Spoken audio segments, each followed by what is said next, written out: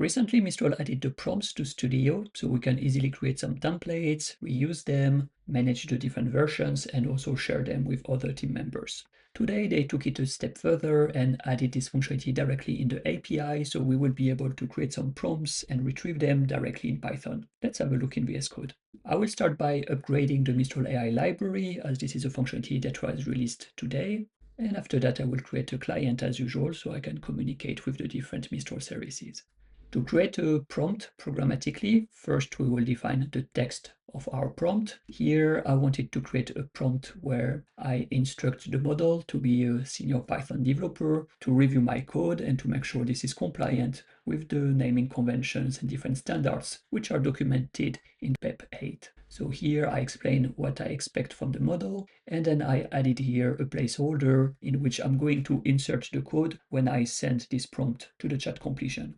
After that, I can use the prompt endpoint, so mistral.beta.prompt, and I use the create method. First, we define a name. After that, you can choose a display name, a short description, so you remember what is this prompt template about.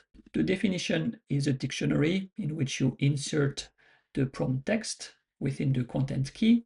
And after that, you can define the different variables that have been used in your code. Here, there is a single one, so within this list, I use the key name, and then I provide the name of the variable, which is code. I don't think this is really used within the Python SDK at the moment. This is more to inform you that there are some variables within this prompt, and maybe at a later date, they will introduce some new functionalities to automatically provide a dictionary and swap the different variables with the actual values, but I don't think it's available yet.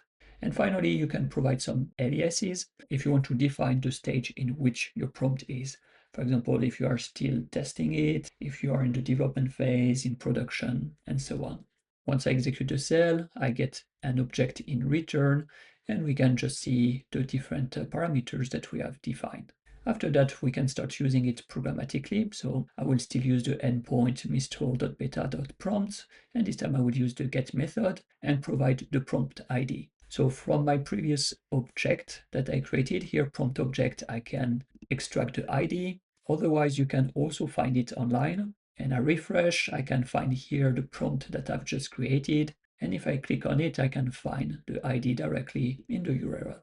So I execute this cell, and it got this prompt in return.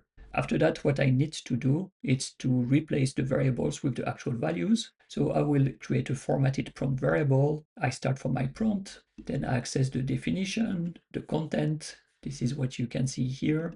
First the definition, and after that the content. And I want to replace this placeholder with the actual code that I want my model to review. And let's have a look how the formatted prompt looks like. And here I can see that it starts with the context, and at the end I don't see the placeholder. I see the actual code that I provided, so this is all good. So now we can just simply request the completion from mistral.chat.complete. You choose a model, like Mistral Small, for example, and you pass a user message, which in that case could be simply your formatted prompt. And then we can just display the response from the LLM. And now the LLM is telling me that I was not compliant with PEP 8 because I didn't respect the snake case for the function. I should use this type of snake case. Obviously, you can easily list the different prompts that are already defined in your studio simply by using mistral.beta.prompts.list, and you will get in return a list of all the prompts that you have already defined within result.data. Knowing that, you can easily create a list comprehension to extract the different prompts, and you end up with a list that have the different prompt objects. So then it's up to you to select the first one, second one, whatever you are interested in. You can also look through them and just print them if you are interested in this. In my case, there is a single prompt, so a single line is displayed.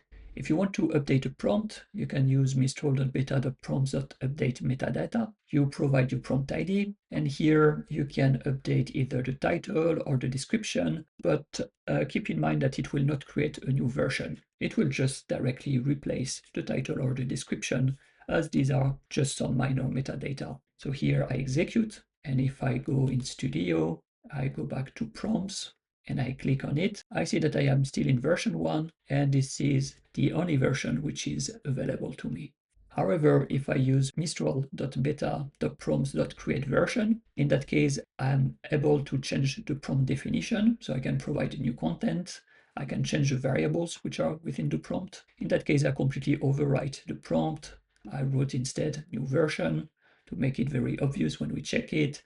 I remove the variables and I provided a new alias to say that this is my productive prompt now. Let's execute it. I go back to Studio. So I go to prompt, I open my prompt, and I can see that we have the updated metadata, but also the prompt has been updated to this new text. I can also see the alias here, that this is the productive one, and I see V2 here, so I know that there is also a V1, V1 and V2, and I can easily toggle between the two.